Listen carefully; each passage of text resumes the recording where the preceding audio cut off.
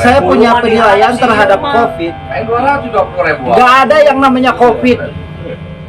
Sekali.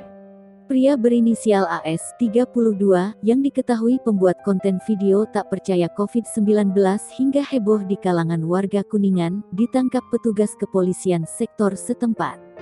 Kapolsek Ciwaru Ibtu Nurjani, saat ditemui di Mapolsek setempat, mengatakan penangkapan dilakukan akibat muncul video heboh yang dilakukan pria tersebut.